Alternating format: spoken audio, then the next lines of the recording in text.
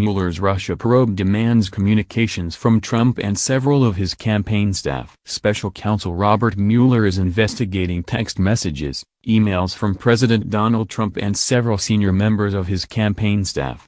A subpoena seen by several U.S.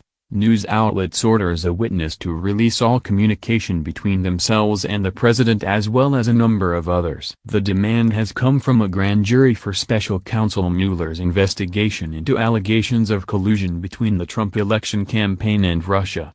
It demands all emails, text messages, phone logs and papers from November 1, 2015, to the present, according to Axios.com. The unnamed witness must hand over any and all communication with President Trump, former White House Communications Director Hope Hicks, Trump's personal lawyer Michael Cohen, Trump's former campaign manager Paul Manafort, former White House chief strategist Steve Bannon as well as Roger Stone, Carter Page, Corey Lewandowski, Keith Schiller, and Rick Gates.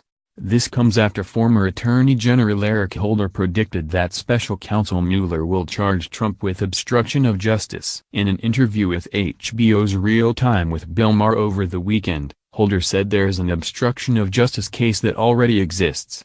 "I've known Bob Mueller for 20, 30 years, my guess is he's just trying to make the case as good as he possibly can. So, I think that we have to be patient in that regard," Holder said. An obstruction of justice charge has long been speculated ever since Trump fired FBI Director James Comey in the midst of an investigation into potential ties between Trump's presidential campaign and Russia.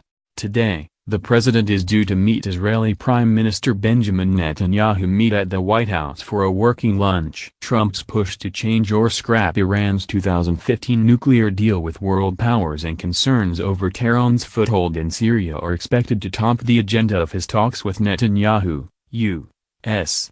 and Israeli officials said. Both leaders have long railed against the deal, citing its limited duration and the fact it does not cover Iran's ballistic missile program or its support for anti-Israel militants in the region.